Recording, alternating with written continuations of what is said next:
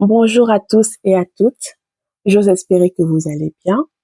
Je suis Daniela et je vous souhaite une chaleureuse bienvenue sur ma chaîne YouTube, l'apprentissage. Bienvenue également dans mon podcast intitulé Autour de notre identité. Ici, nous nous interrogeons sur les bases de notre identité, individuelle et collective, pour mieux la comprendre et nous aligner avec ce que nous souhaitons vivre.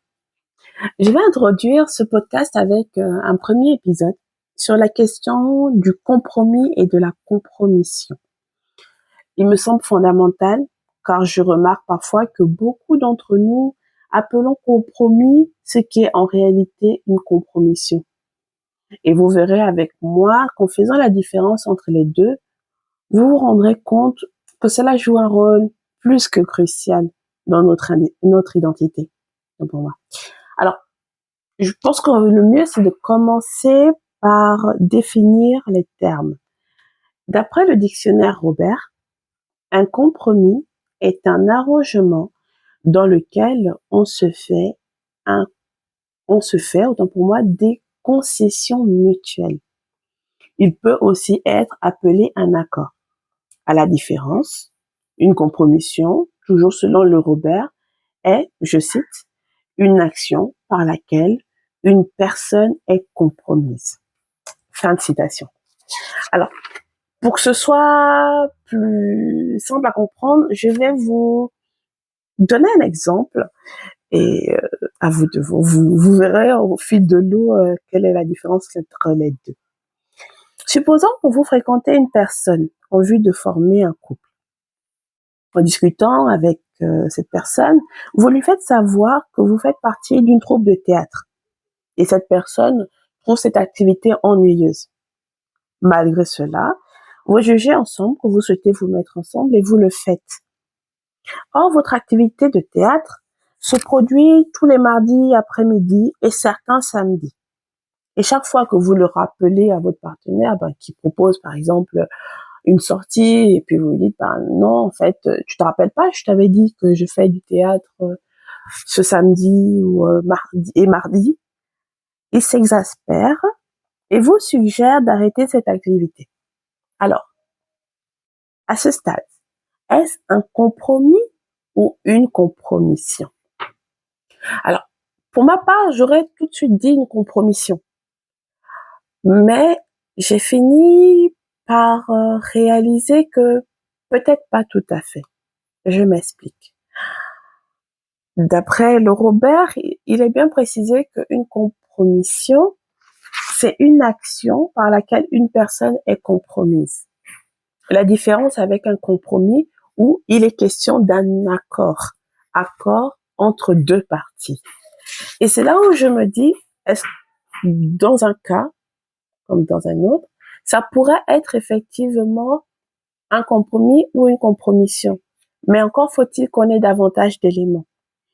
Ce serait une compromission si cette demande de vous retirer de l'activité de théâtre, de votre troupe de théâtre, si ça revient à toucher à votre identité. C'est-à-dire, si ça revient à toucher à un point crucial de vous. Si cette activité de théâtre, c'est quelque chose qui vous fait du bien, qui vous rend épanoui, qui contribue à votre bien-être. Là, ça devient une compromission. Parce que ça compromet votre identité, ça compromet votre bien-être au quotidien. La troupe de théâtre n'est plus un élément à part, ça fait partie de vous. Là, ça devient une compromission. C'est un compromis si on se retrouve, par exemple, à se dire, écoute, je ne pourrais pas quitter, par contre, on peut se mettre d'accord que certains samedis, je ne puisse pas y aller, les mardis ou certains mardis, je ne puisse pas y aller, mais quand j'y vais le mardi, j'y vais pas le samedi, par exemple. Ou les représentations du samedi, comme ça se fait une fois toutes les 2 semaines, en fait, je peux ne pas y aller une fois sur 2. Est-ce qu'on se met d'accord? Et là, on tombe sur l'accord. On tombe sur le compromis. Il n'est pas question de retirer ce qui nous fait du bien, ce qui fait partie de notre identité. Il est question d'établir un accord pour à la fois euh, son bien-être personnel et également le bon fonctionnement de notre couple, du couple en tout cas. Ça me fait également penser, et là je prends d'autres exemples, par exemple à des situations où euh, on, on, on est dans une bande d'amis et c'est génial et ça se passe bien jusqu'à ce que de manière implicite, donc que ce soit dit formellement ou non, que ce soit implicite ou explicite dit clairement avec des mots ou implicite plutôt que c'est plus subtil, en fait, il devient une norme dans le groupe que chaque membre doit se mettre à fumer. Est-ce que ça devient un compromis ou une compromission? La règle a été indirectement ou directement donnée. On doit se mettre à fumer. Et d'une certaine façon, on peut se retrouver à se faire exclure du groupe ou en tout cas être mis de côté si on ne fume pas. Là, pour moi, c'est la même chose. Pour certains, ce sera un compromis et pour d'autres, une compromission. Pourquoi? Parce que il y en a d'autres qui formellement fumer, bon, c'est pas quelque chose qu'ils font à la base, mais bon, why not? C'est pas un problème. Là où pour d'autres, c'est ne pas fumer, c'est un choix de vie. C'est une décision, c'est qui fait partie de leur identité. Et là, selon qu'on se retrouve à être dans le mode, je suis pas particulièrement fan, mais bon, ça me dérange pas plus que ça, ou qu'on se retrouve dans le mode où réellement je n'aime pas fumer et ça me dérangerait, ça risque de devenir un compromis ou une compromission. Et je finis avec ce point qui est de réellement apprendre à nous connaître, apprendre à nous comprendre, parce que au final, ça va pouvoir nous aider dans le chemin de notre vie, à nous différencier des autres, non pas pour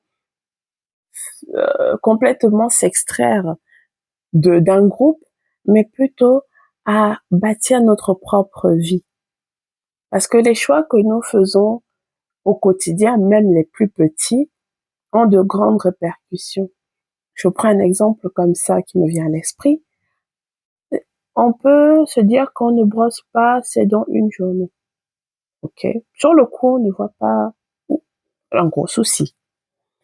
Sauf que, multiplions ce choix par des semaines, des mois, voire des années, on finit par avoir des répercussions au niveau de notre santé et notre hygiène bucco-dentaire. Donc, haleine désagréable, voire des caries, des infections dans la bouche, etc., etc. Et donc, d'où l'importance de se poser, soit quelques fois dans la journée, soit chaque semaine, voilà. Mais pour se demander, alors, qu'est-ce qui fait partie de mon identité? Sur quoi je suis capable de faire des compromis et sur quoi je ne suis pas capable de faire des compromis. Un autre exemple reviendrait, par exemple, se poser la question, selon qu'on est un homme, une femme, selon notre situation. Bah, si je dois prendre l'exemple d'une personne célibataire, mais qui est déjà parent, ok, je voudrais me mettre en couple. Alors, Supposons que je me retrouve face à une personne qui veut pas avoir d'enfant.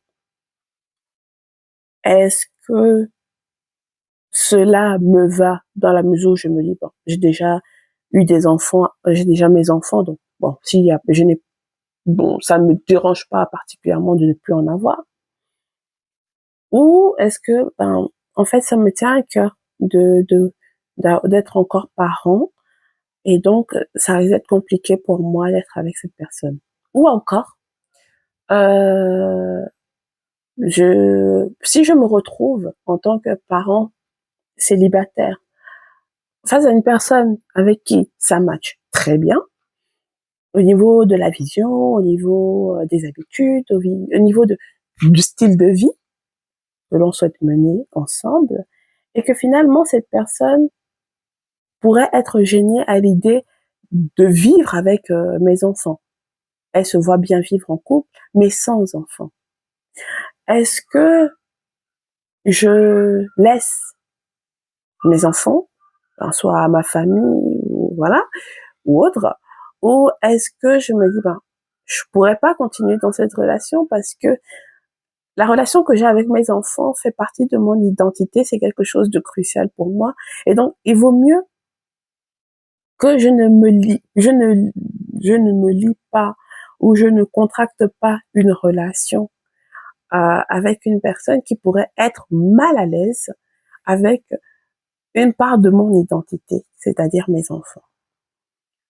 Euh, pour ma part, hein, et je pense que je vais finalement finir par là, ça a été un bel exercice pour moi de me poser ces questions, parce que je réalise, et ça me permet de prendre du recul sur moi et sur les autres. C'est-à-dire que si moi je pars du principe que pour moi c'est crucial d'avoir un bon rapport avec mes enfants, mes futurs enfants, et donc que je ne pourrais pas établir un lien durable avec une personne qui pourrait être dérangée par cette facette de ma vie, de ma personnalité, de mon identité, pour d'autres ce n'est pas le cas. Pour d'autres ce n'est pas quelque chose de crucial, ça ne fait pas partie de leur identité, et donc je n'ai donc pas à chercher à juger ou à mettre une opinion sur ceux qui pourraient se dire, moi ça me dérangerait pas d'être avec une personne, voilà, j'ai de la famille, et je pourrais toujours m'occuper financièrement de mes enfants, ils vivront pas avec moi, et il y a pas de souci, je peux recommencer ma vie je peux continuer en tout cas ma vie avec quelqu'un d'autre. Alors j'arrive à la fin de ce premier épisode qui a été finalement un réel plaisir de partager mes réflexions. N'hésitez pas à me dire en commentaire ce que vous en pensez, comment vous voyez le compromis, comment vous voyez la compromission.